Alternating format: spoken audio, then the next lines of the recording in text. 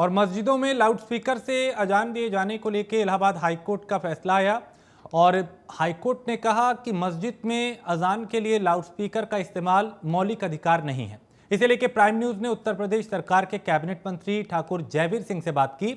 उन्होंने क्या कुछ कहा, उन्हें सुनते हैं।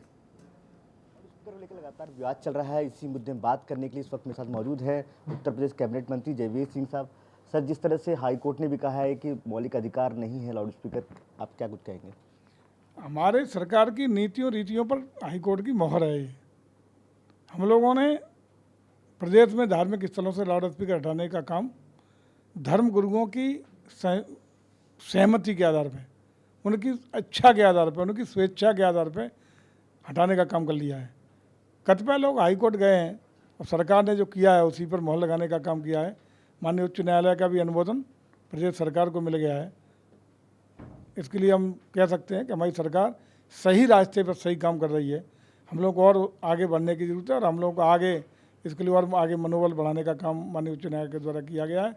माननीय उच्च न्यायालय का धन्यवाद। कानून और संवैधानिक व्यवस्थाओं के तहत मैं समझता हूँ कि जो भी निर्णय प्रदेश सरकार ले रही है तो उस निर्णय पर एक माननीय उच्च न्यायालय का भी ठप्पा लग गया है।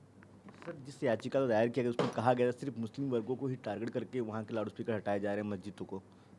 हम किसी धर्म के आधार पर कोई कार्रवाई नहीं करते। हिंदू हो, मुस्लिम हो, सिख हो, ईसाई हो, इससे कोई सरोकार नहीं। संविधान में सभी को बराबर का हक, बराबर का दर्जा प्राप्त है।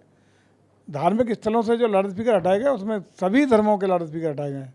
कोई मुस्लिम की मस्जिदों से नहीं, हिंदुओं के मंदिरों से भी हटाए गए हैं। सभी के साथ किया गया और कहीं कोई जोर जबरदस्ती नहीं की गई।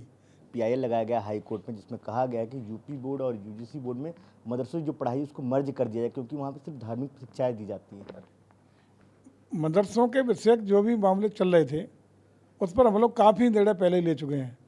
मदरसों में बच्चे ऐसे निकलें जो भावी भविष्य के वैज्ञानिक बने, योग IPS बने, IAS बने, इस तरह की शिक्षा का प्रचार प्रसार और व्यवस्था करने का काम हो रहा है। और नई शिक्षा नीति में मैं समझता हूँ सारी व्यवस्थाएं हो जाएंगी।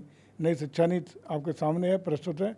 उससे देश बहुत आगे बढ़ेगा। नई पीढ़ी को बहुत मौके मिलेंगे। नए जो विद्यार्थी आएंगे, नए जो बच्चे आएंगे, उसमें नई शिक्षा नीति में पूरा सामाजिक वातावरण बदलेगा।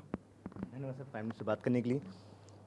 कैमरामैन ज्ञान के साथ पंकज वानखड़े, प्राइम न्यूज़, नई दिल्ली।